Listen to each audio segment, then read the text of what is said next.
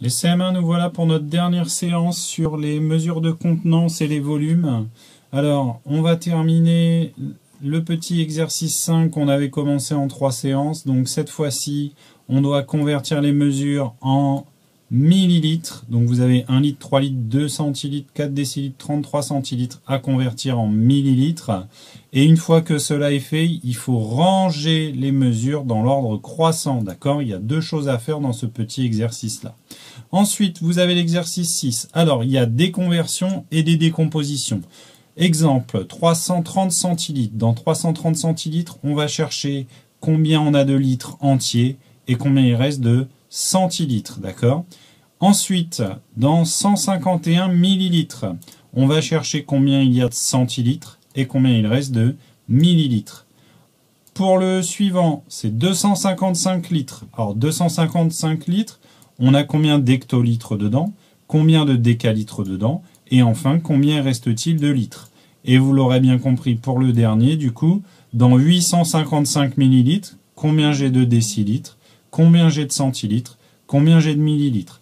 Bien entendu, à la fin de cette vidéo, je vous refais un rappel sur l'usage des conversions, que ce soit à l'aide de la vidéo ou avec le tableau de conversion.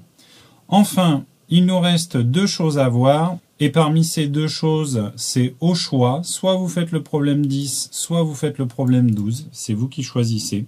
C'est le petit cadeau du jour, d'accord? Ou si vous avez envie de faire les deux, faites les deux, aucun problème. Alors, on y va pour le premier, pour le problème numéro 10. Un tonneau contient 2 hectolitres d'huile. Attention, c'est bien des hectolitres, hein. On remplit 200 bouteilles de 50 centilitres. Donc déjà là, on a un gros écart entre les hectolitres et les centilitres. Mais attention, c'est 200 bouteilles de 50 centilitres. D'accord? Donc de 50 centilitres d'huile.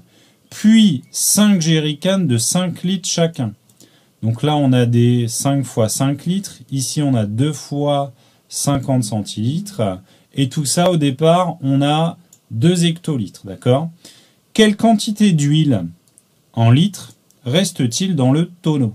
Donc là, vous avez plein de petits calculs à faire. Vous allez avoir très certainement des multiplications à faire pour calculer ces valeurs-là. Il faudra sûrement faire une conversion ici pour trouver en litres. Et enfin, vous aurez une soustraction pour déterminer par rapport à 2 hectolitres combien il reste en litres. D'accord? 2 hectolitres à convertir, c'est pas très difficile, donc je ne m'arrête pas dessus. Enfin, maintenant, j'y vais avec le problème 12. Voici la consommation d'eau de Monsieur Justin Pedeau, original, en une semaine. Donc ça, c'est sa consommation d'eau en une semaine à Monsieur Justin Pedeau. Monsieur Justin Pedeau donc consomme tout ça. Donc là, c'est la vaisselle, le nettoyage. Ici, c'est les WC. Ça, c'est le nettoyage de la voiture, la machine à laver, le bain. Et enfin la cuisine, d'accord? Combien de litres d'eau Monsieur Justin Pedeau consomme-t-il par semaine? Donc là, vous avez bien compris qu'il va falloir faire des conversions pour trouver en litres combien il consomme en une semaine. Mais c'est pas tout. En deuxième étape, on vous demande de savoir la consommation d'eau en un an, en litres d'eau toujours, d'accord? Pour cela, notre petite salamandre adorée nous donne une petite indication que vous connaissez bien entendu, qui est 1 an égale 52 semaines. Allez, bon courage à vous et puis à bientôt pour la suite. Donc la première des choses, c'est la vidéo sur les contenances qui vous rappelle le fonctionnement des unités, d'accord? Pour éviter de vous tromper, alors là je suis en train de retrouver voilà, le point où on voit toutes les unités. Donc on a le kilolitre qui correspond au mètre cube, les hectolitres, les décalitres, les litres, les décilitres, les centilitres, les millilitres, d'accord? Nous, dans nos exercices, on utilise beaucoup les centilitres. Donc la base de votre conversion, ça va être cette colonne-là où on a les centilitres, d'accord? Et dans la suite de la vidéo, on vous fait un rappel sur justement les conversions. Regardez, 375 litres, ça fait combien de centilitres? Donc là, c'est intéressant parce que comme ça, vous pouvez revoir comment on fait les conversions.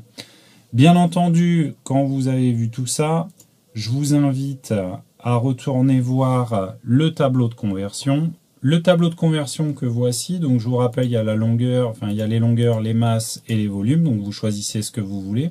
Tout à l'heure, j'évoquais que un verre, c'est plutôt 0,2 litres. Bah, regardez, je vais mettre 0,2 litres. Et maintenant, je peux lire en centilitres combien ça fait. Regardez, je regarde dans les centilitres. Et donc, en centilitres, j'obtiens donc